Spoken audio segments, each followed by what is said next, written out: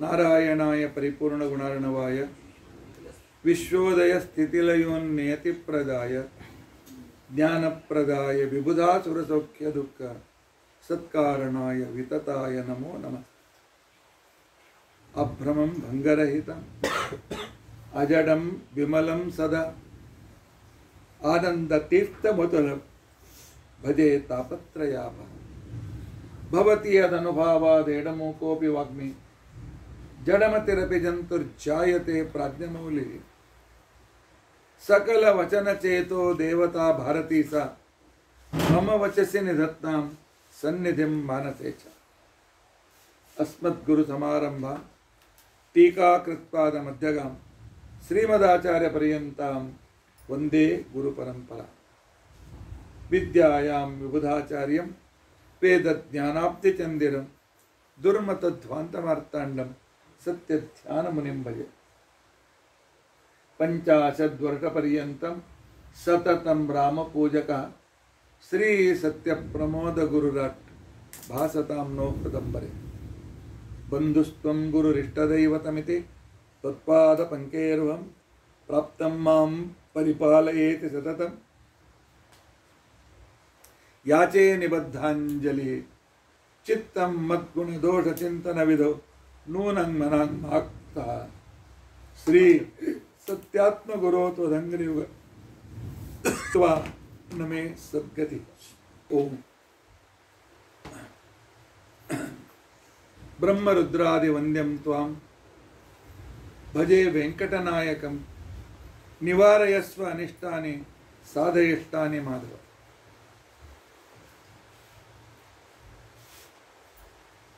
अभ्रमं भङ्गरहितम् अजडं विमलं सदा आनन्दतीर्थमतुलं भजे तापत्रयापहं।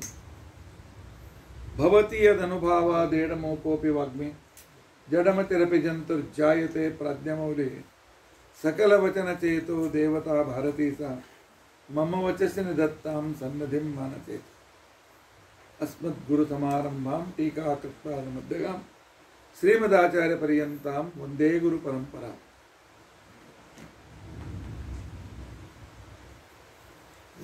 विद्यायां विबुधाचार्यं वेदज्ञानाब्धिचन्दिरं दुर्मतध्वान्तमार्ताण्डं सत्यध्यानमुनिं भजे। पञ्चाशद्वर्षपर्यन्तं सततं रामपूजकः श्रीसत्यप्रमोदगुरुराट् भासतां नो हृदम्बरे। बन्धुस्त्वं गुरुरिष्टदैवतमिति त्वत्पादपङ्केरुहं प्राप्तं मां परिपालयेति सततं। याचे निबद्धाञ्जलिः चित्तं मद्गुणदोषचिन्तनविधौ नूनं मनां मा कृताः। श्री सत्यात्मगुरो त्वदङ्घ्रियुगलं हित्वा नमे संस्कृते। यैरहं शुकवत् सम्यक् शिक्षितोऽस्मि कृपालुभिः तान् वन्दे धेनुकाचार्यान् तत्त्वज्ञानार्थसिद्धये। श्री गुरुभ्यो नमः।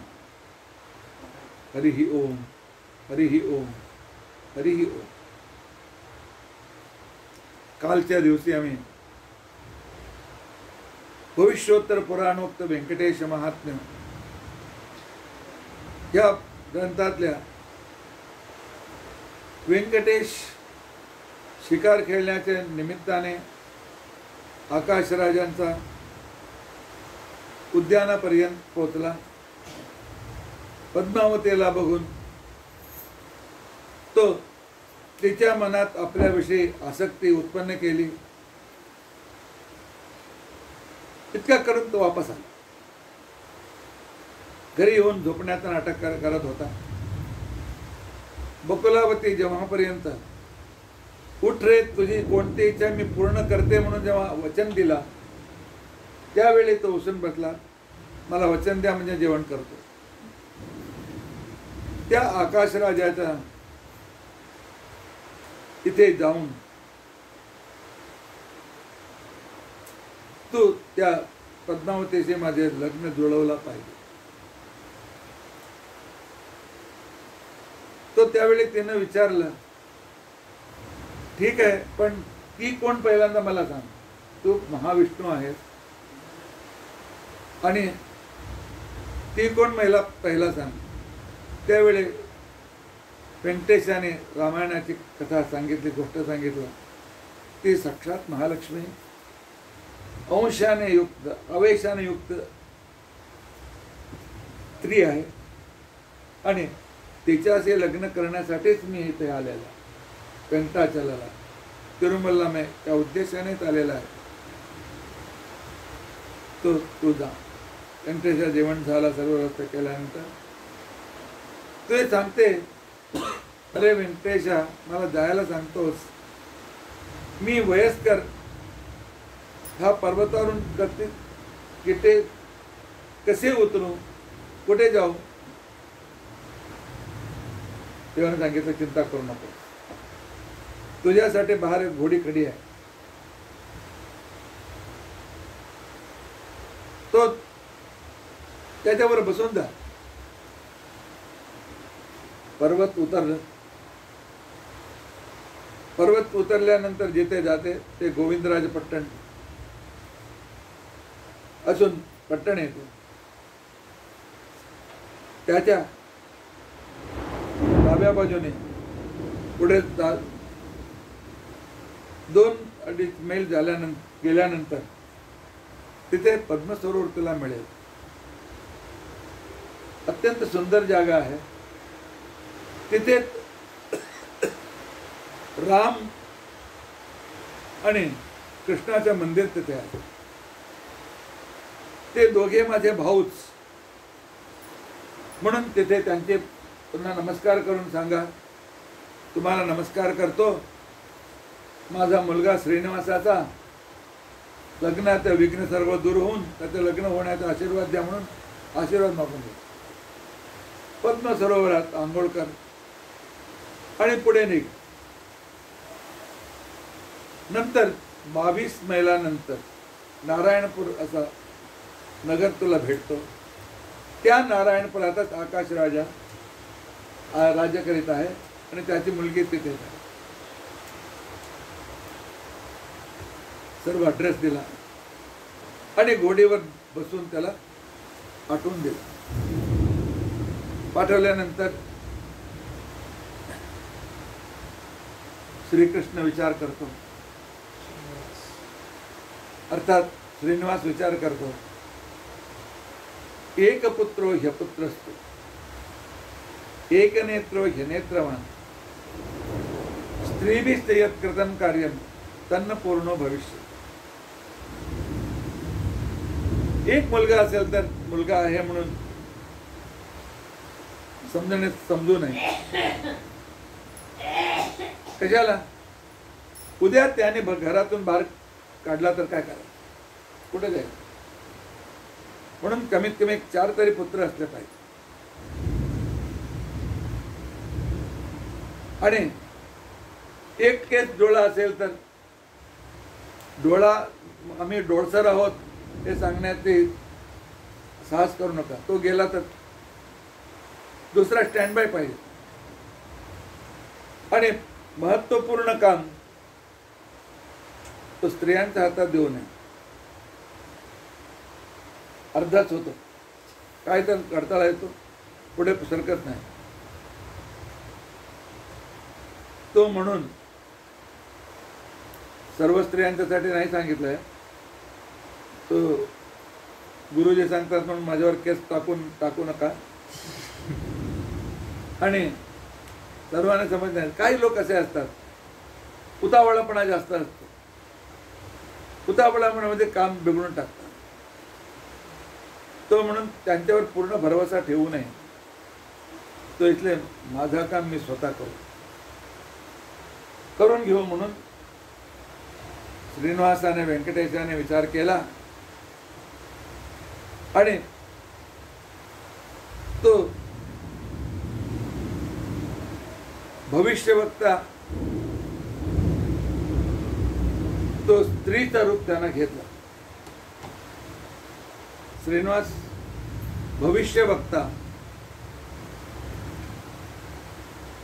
भविष्यवक्ता स्त्रीची रूप त्याने घेतलं. त्याला संस्कृतमध्ये पुलिंदी अथवा पुलिंदिनी असे म्हणतात. अर्थात ते गावगाव फिरत असतात लोकांना भविष्य सांगून त्यांच्याकडून पैसे धान्य संग्रह करून आपला पोट भरत असतात. तसंच ते रूप त्याने घेतलं आणि असा रूप भगवंताने घेतला की 80 वर्षाची एक अत्यंत म्हातारीचं रूप त्यानं घेतलं. दात सगळे पडले होते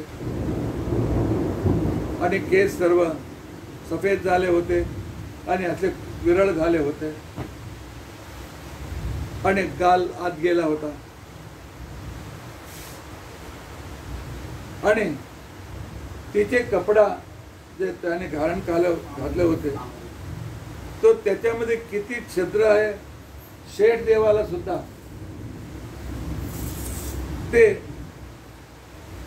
तो संख्या काढण्यासाठी कठीण झाला होता. ते सुद्धा किती छिद्र आहे तो 1-2 म्हणून त्याची गणना करू शकत नव्हता. इतका गरिबाचा रूप घेऊन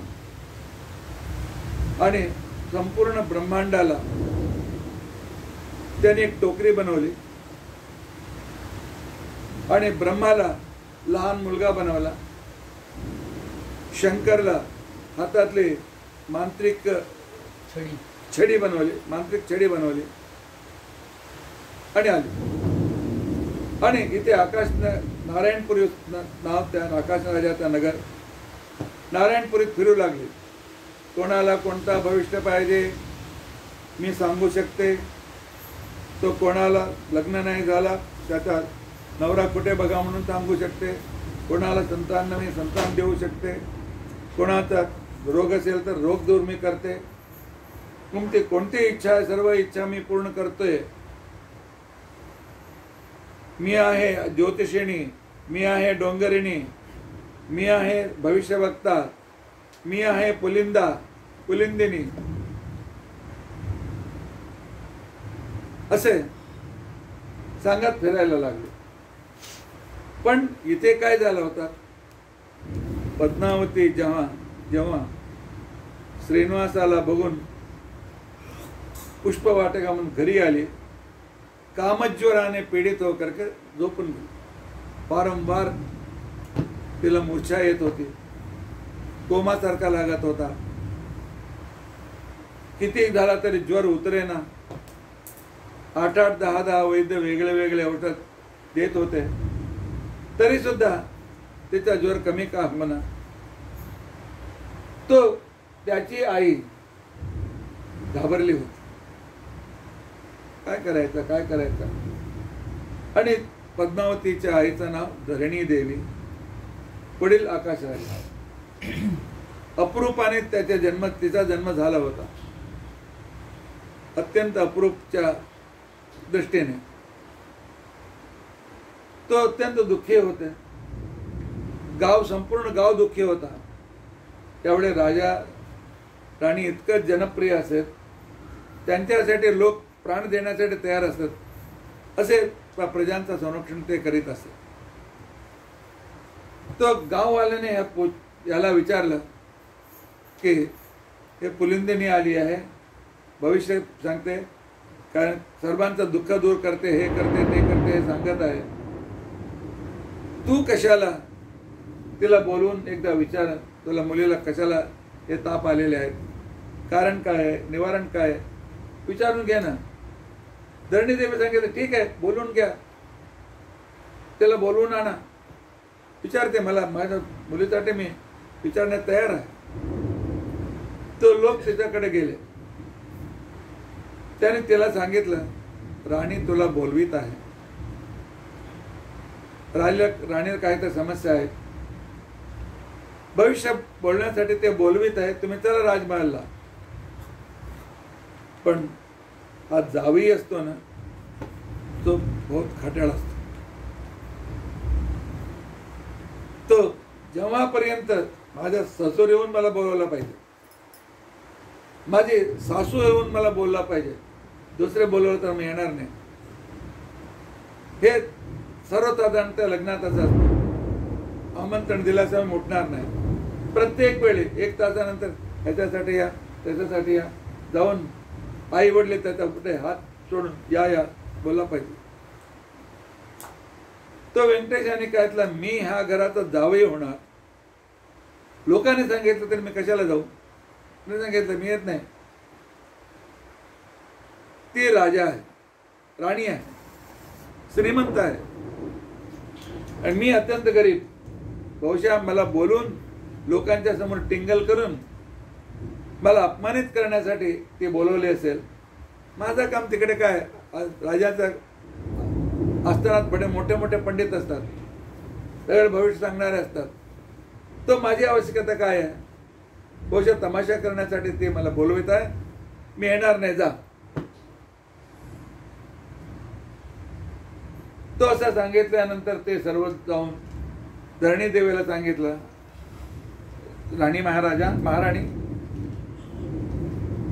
राणी साहेबा ती यायला तयार नाही. आम्ही बोलवलं तर त्याला संशय आहे, तर तुम्हीच चला ना बोलवायला. हा बघला. त्यावेळी धरणी देवीने सांगितलं ठीक आहे येते मी. ती तिथपर्यंत येऊन नाही मीच बोलवित आहे, तमाशा घेण्याच्या नाही, समस्या फार मोठी आहे, मला बोल तिच्या घरी चला. हा आता ठीक आहे तुम्ही. आल्यानंतर बसल्या की सांगितलं तुझा प्रश्न आहे ना, काय आहे, तुझ्या मुलीच्या विषयी विचारायचा आहे ना, बोल. ते डोंगरेन लोक काय करतात, गावात त्यांचा 8-10 ग्रुप असतो. पहिले 2-3 महिने त्या गावात दुसरा वेट धरून इकडून तिकडे फिरतात. सर्व घरातून काहीतरी त्यांच्या विषय काढतात. त्यांच्या घरात कोण आहे, किती लोक आहे, त्यांची समस्या काय आहे ते आहे, आणि त्यांच्या दुसऱ्यांचं विचारून त्यांच्याविषयी काहीतरी चुगली खाऊन सर्व घरांचे रहस्य संग्रह करतात. आणि त्यानंतर येतात. हा तुमच्या घरी तुमच्या सूनची त्रास आहे ना, तुमच्या घरी सासू तुम्हाला त्रास देते ना, ते सांगितल्यानंतर त्याला पूर्ण विश्वास व्हायचा. तो धरणी देवी ऐकल्यापासून आचर्ष ह्याला केला कसा माहित आहे, म्हणून तेव्हा तिचा विश्वास बसला. आणि बसल्यानंतर तर सांगा माझी समस्या काय आहे, कसे दूर का होणार. ते सांगते धरणी देवी राणी ज्योतिष असे सांगत नाही. ज्योतिष ऐकण्यासाठी तुम्ही जा, डोक्यावरती आंघोळ करून या आणि नवीन वस्त्र धारण करून या, नंतर मी सांग. अशुद्ध अवस्थेत कोणाला सांगत नाही. अजून सुद्धा गावाकडे उडपी मंगळूरकडे ज्योतिष विचारायचं असले तर त्यांच्या घरी आंघोळ करून अभ्यंग स्नान करून त्यांच्या घरी जाऊन त्यांच्यापुढे फूल फळ नारळ सर्व ठेवून आणि वाण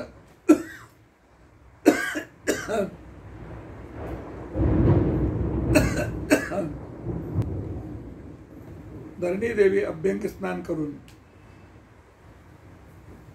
वापस आली. वापस आल्यानंतर सांगा तेव्हा भगवंतांनी त्या ब्रह्माला सुचवला. एक शिशूच्या रूपाने आला होता ब्रह्मा, पोट मोठा आणि अंग अत्यंत पातळ झालेले. एकाहून रडायला सुरू केला. राणी मी काय करू, किती समाधान केलं तर रडत नाही. तो बहुशा भुकेला असेल की राणी काल केलेले अन्न असलेले नाही तर शिळे झालेले अन्न असेल तर चालेल, माझ्या मुलाला थोडं अन्न आणून द्या. ते समाधानी म्हटलं की मी ज्योतिष सांगू शकतो. त्याने सांगितलं राजाच्या घरी शिळे कसे असतात, तो सोन्याच्या वाटीत चांगला दुधाने तयार केलेला अन्न आणून दिला. अन्न आणून दिल्यानंतर त्याच्या पुढे ठेवून, हा तोंड आ कर. ब्रह्मा तर मनुष्यांना खात नाही, तर खायचं कसं? तोंड नको म्हणायला लागला. जाऊ दे, तू इतका दरिद्री आहे, तुझ्या भाग्यात राजमहालाचे अन्न खायचं तुझ्या भाग्यातच नाही, अत्यंत दरिद्री आहे. सोड, मी खाल्ले तर माझाच दूध तू पिणार ना, मी खातो. म्हणून भगवंताने आरामशीर जवळ खाल्लं, हात धुवून आला, बसला. भविष्य सांगा ना, याला तर एक मिनिट उत्सुकता होत आहे, पण सांगा ना. राणी खाऊन थोडं मळमळ वाटत आहे, तांबूल आणून द्या ना, विडा आणून द्या. विड्यात चांगली सुपारी असली पाहिजे, आणि बडेसोप असला पाहिजे, कोपरा असले पाहिजे, केशर असले पाहिजे, भीमसेनी कापूर असले पाहिजे, गुलकंद असले पाहिजे, आणि लवंग असले पाहिजे, इलायची पाहिजे, अष्टद्रव्ययुक्त तांबूल.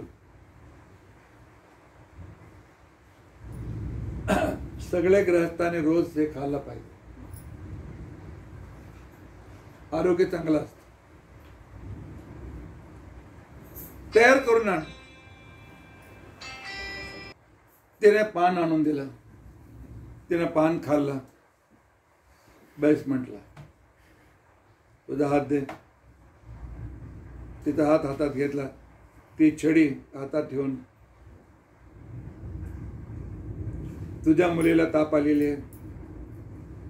हा ठीक आहे, आता मी ज्योतिष सांगतो, ऐक. तिने सुरू केलं, माझ्या पती मी बद्रीहून आलेली आहे. माझा पती आहे बद्रीनारायण. बद्रीनारायणाला नमस्कार, अलकनंदेला नमस्कार, आणि हरिद्वारमध्ये असलेले भगवंताला नमस्कार, काशीमध्ये असलेला बिंदू माधवला नमस्कार. तिथपासून रामेश्वर पर्यंत 1.5 तास नमस्कार नमस्कार नमस्कार करीत. ज्योतिष सांगणारे काय करतात, असेच वेळ खाऊन जातात. म्हणजे त्यांना बोलून त्यांना असं का मेस्मरिझम करतात, ते जे काय बोलते ते सत्य त्यांना वाटू लागतं. हे टॅक्टिक्स. इतका साधल्यानंतर राणी परत गळा सुखत आहे, अजून एकदा तांबूल आणून त्याने. तो तिला आवश्यकता होते, तिला नाचवत आहे. हे जब लीला सुरू होता, आकाश हाऊसफुल, आज ढगाने हाऊसफुल झालेला आहे, कडकडाट होत आहे आज, पण सगळे देवता हाऊसफुल बघत आहेत. अरे धरणी देवचं पुण्य किती आहे रे. ज्या देवाचं दर्शन आम्हाला होणं कठीण आहे, केव्हा तर होतो, तो देव त्यांच्या घरी स्वतः बसलेला आहे, त्याचा हात घेऊन त्याच्यावर अनुग्रह करीत आहे. कितकं मोठं भाग्य असेल तिचा. म्हणून ते सर्व वर्णन करीत आहेत, स्तुती करीत आहेत. पण धरणी देवी कुठेही अस्मादान न दाखवता, आमच्यापैकी कोणी असेल तर सांगायचं तर सांग, नाही तर निघून जा, कटकट डोकं खाऊ नकोस, असं सांगत होतं. पण नाही, भगवंत सहनशीलता बघतो. किती हा माझ्या मागे आहे तर बघतो. तांबूल आणून दिला. आणून दिल्यानंतर धरणी देवी ज्योतिष असेच ऐकू नये, तो वाण द्यायला पाहिजे. 2 सूप घे, थोडा तांदूळ तोंड काय तर करून वाण आणून दे. राजमहलमध्ये तसं आणत नाही, माहीत होतं त्याला. तिने ठीक म्हणून तो सोन्याचे सूप त्याने आणला, त्याच्यामध्ये मोती हिरे भरून वाण त्याच्या पुढून. आता पुढे सांग. आता सांगतो मी की काल ती पुष्प घेण्यासाठी बोलत तो आणण्यासाठी बागेत गेले होते. तिथे एक पुरुष आला, दिव्य पुरुष. त्याला बघून तिच्या मनात आकर्षण उत्पन्न झाला. त्या आकर्षणातून तो त्यावेळी त्याला घ्यायला येत होता म्हणून तो घाबरून त्याला दगड मारून पळवले. तर त्यापासून हा कामज्वरात पीडित आहे. ठीक आहे, उपाय सांगा. उपाय एकच आहे. जी व्यक्तीला तिने बघून कामज्वर पीडित झालेली आहे तो त्याच्या जोडी हिचा विवाह केला पाहिजे. तेव्हा तर ती वाचते, नाही तर 2-3 दिवसांनी मरून जाते. डायरेक्ट सांगून टाकायचं, म्हणजे त्याला भीती उत्पन्न करायचं. त्याला धरणी देवी सांगते, हे पुलिंदिनी, हे ज्योतिष सांगणारी, कशाला वाईट वाईट बोलते. वाईट बोलू नकोस का, वाईट बोलू नको. नाही नाही, मी मरते म्हणून जे ते मरते म्हणून सांगत नाही. नाही दिला तर मरते, परत तेच सांग. मी कुठे सांगितले ते मरते म्हणून? नाही दिला तर मरते. धरणीदेव काय सांगायचं? नंतर धरणी कोण तो, आणि त्याची आमची ओळख नाही. आणि आमच्या क्षत्रियमध्ये एक नियम आहे की कन्या पार्टीवाले येऊन, वरा पार्टीवाले येऊन त्याने सांगितलं तुमची कन्या आम्हाला द्या म्हणून, तर त्याने मागणी केलं पाहिजे. त्यानंतर आम्ही त्यांच्याशी संबंध करतो. पूर्वी तसंच होता. तर ते मुलींना असं वाढवित होतं, अत्यंत बुद्धिमान, अत्यंत धार्मिक, अत्यंत इथे. तिची धार्मिकताची कीर्ती पसरली पाहिजे. त्यानंतर इतक्या ह्या घराची मुलगी आमच्या घरात सून म्हणून आली तर आमचा घर उद्धार होईल, तो म्हणून वरपार्टीवाले त्यांना निरोप पाठवायचा, आम्ही येतो, आमच्या मुलासाठी तुमची मुलीला द्या. आता उलटा झालेलं, पण आता परत तेच झालेलं वेगळं आहे. ते येऊन विचारण्याशिवाय आम्ही हा कसं म्हणू? ही पद्धत परंपरा आमच्या त्यांच्याकडून कोण येणार काय मला माहित नाही. तेव्हा सांगते, नाही मी भविष्य सांगते म्हणजे भविष्य सांगते. मी खरंच सांगते की आत्ता एक अर्धा तासानंतर त्या मुलाची आई तुमच्याकडे येईल. त्याच्या आत तुम्ही पुरोहितांना बोलवा आणि बंधूंना बोलवा आणि निश्चितार्थासाठी काय सामान तयार ठेवा. आणि ती आल्यानंतर तुझ्या मुलाचे आमच्या मुलीला देतो म्हणून सांगून ते उद्या आजच अर्धा तासाने ते येणार आहे. आजच स्वकारपुडा करा आणि नंतर त्या मुलाला निरोप पाठवा. असं सांगितल्यानंतर ते सांगते ठीक आहे ठीक आहे. सांगितलं काही चिंता करू नको, सर्व ताप उतरणार आणि सर्व चांगलाच होणार. आता मी येते म्हणून ते सर्व दिलेले पैसे घ्यायचे सगळं आपल्या पोटलीत बांधून निघून घेऊन गेले. तो इथे धरणी देवी स्वतःच्या पतीकडे आकाशराजाकडे आले आणि असं असं भविष्यवक्त्याने सांगितलेलं आहे, चला आम्ही मुलींना विचारू तिचा अभिप्राय काय आहे, अथवा ज्योतिषीने सांगितलेलं आहे ते खरं आहे का. ते सर्व पद्मावतीकडे आले आणि पद्मावतीला उठवू लागले. पद्मावती उठ, काय झालं तुला सांग ना, काय झालं सांग, काय समस्या घडली ते सांग. तू काल गेले होते कुठे कुठे तर काय झालं, काय पिशाचे आता राक्षस तुला तुझ्यामध्ये शिरले आहेत का, काय उठ उठ काय सांगायचं. त्यावेळी पद्मावती सांगते, आई मी काय सांगू, कसं सांगू, म्हणजे माझे दुःख बघून तुम्हीच काय तर करता करा.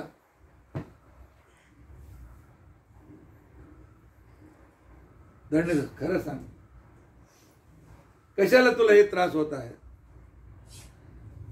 आमची नारायणाची शपथ, देवाची शपथ, तुझी इच्छा मी पूर्ण करते, उठ. त्यावेळी पद्मावती उठून बसले. तेपर्यंत म्हणजे ते त्यांच्याकडून वचन आलं पाहिजे म्हणून वाट बघत होते. उठून सांगितलं, हा मी गेलो होतो, एक दिव्य पुरुष आला, हे मोहित झाले, पण माझ्यावर आक्रमण करण्याचा विचारात आला, त्यामुळे मी त्याला शाप दिला.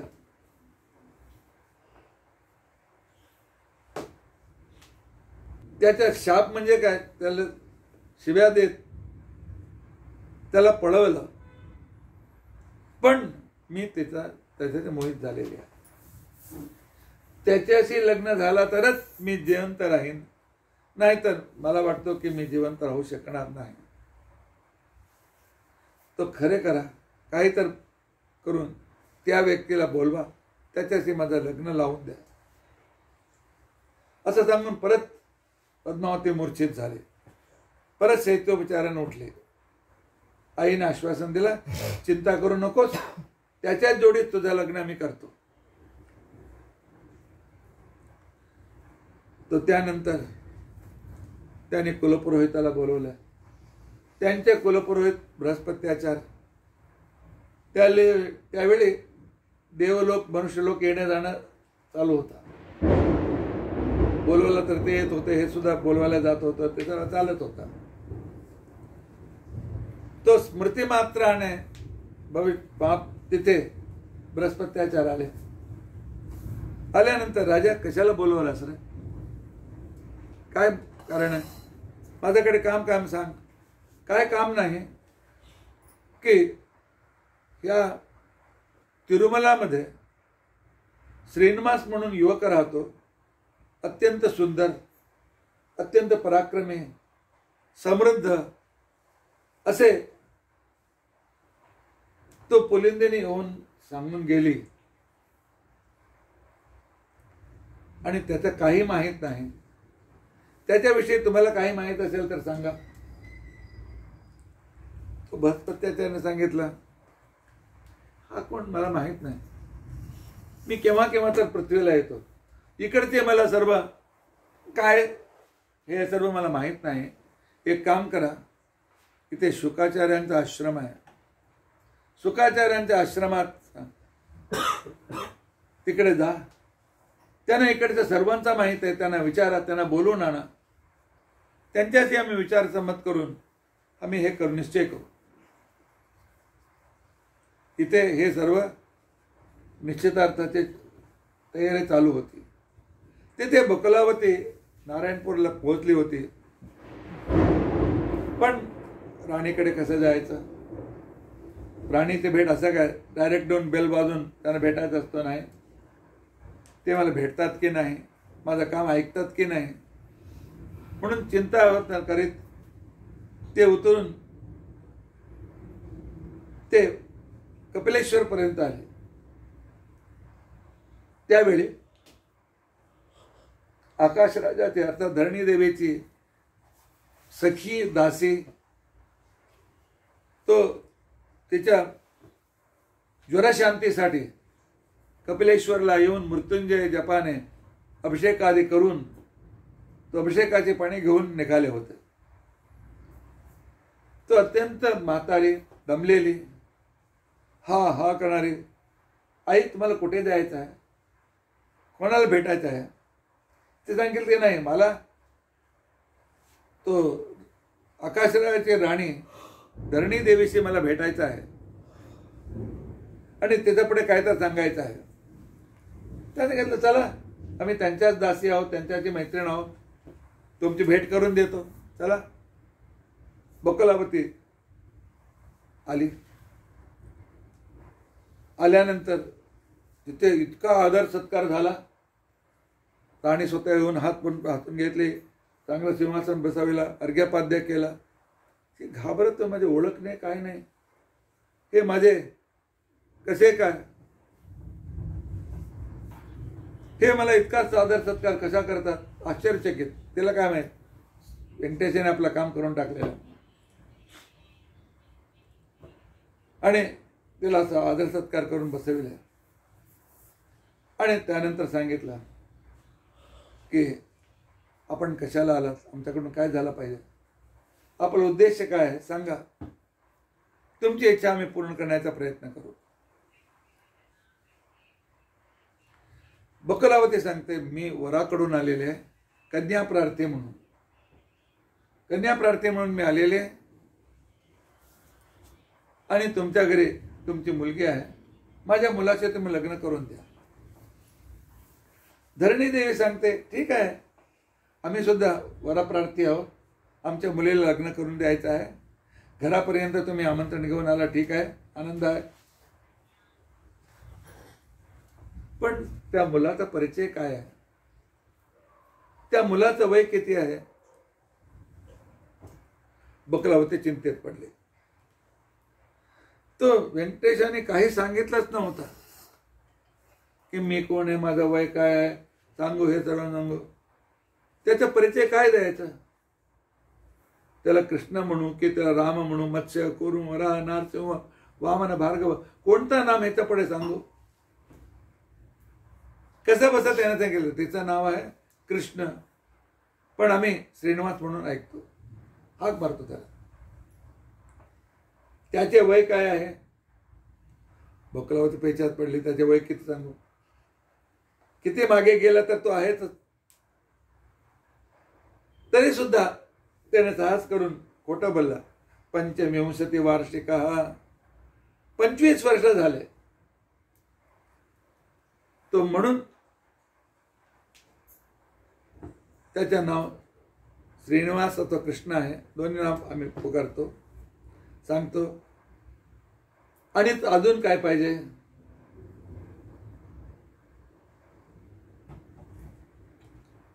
पण तुम्ही सांगितलं 25 वर्ष, 25 वर्षातून लग्न काय झालं नाही, काय दोष त्याच्यामध्ये आहेत का. पूर्वी मुलींचा 8-9 वर्ष आणि मुलांचं वय 14-15, 16-17 झाला की फार मोठा बुडा झाला, म्हातारा झाला. म्हणून तू विचारते 25 वर्ष झाला अजून लग्न का केलं नाही, त्याच्यामध्ये काय दोष आहेत का. बकलावती डोक्याला मारून घेत. आता ह्याला काय सांगू. तरी सुद्धा त्याने कल्पना केली, हा पहिला लग्न झालेलं आहे, समुद्र राजाचे मुलीशी त्याने लग्न केलं आहे, पण त्याच्या संतानच झालेलं नाही, मुले झालेलं नाही, म्हणून हे दुसरं लग्न करण्याचा विचार करीत आहे. त्यावेळी दुसरं तिसरं लग्न राजाने शोभत होता, कोणी तक्रार करत नव्हतं. तर ठीक आहे, आमचे पुरोहित आलेले आहेत, आम्ही साखरपुडा करून तुम्हाला पाठवू. बकलावती घाबरले. एका शब्दात त्याने स्वीकारला आणि सगळं साखरपुड्याची तयारी केली. हे काय, तो मनात तो सांगत होते, परमात्मा तुझीच ही माया आहे, तू व्यवस्था केलेली असं वाटतो मला, तुझ्या लग्नाची तयारी तू केलेली आहेस. आणि परमात्मा हे सर्व तू तुझं काम तू करून टाकलेलं आहे, मला निमित्त सांगितलं आणि मी निमित्त झाले आनंदित आहे.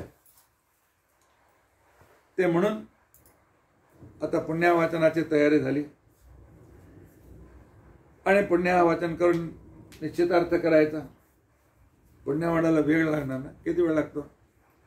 40 मिनिट. हां 40 मिनिट. म्हणून आता वेळ संपली आहे ना, तो पुण्यावाचन पासून उद्या आम्ही ऐकण्याचा प्रयत्न करू. अद्य कथा प्रसक्ती श्रीकृष्णार्पणमस्तु. श्रीकृष्णार्पण.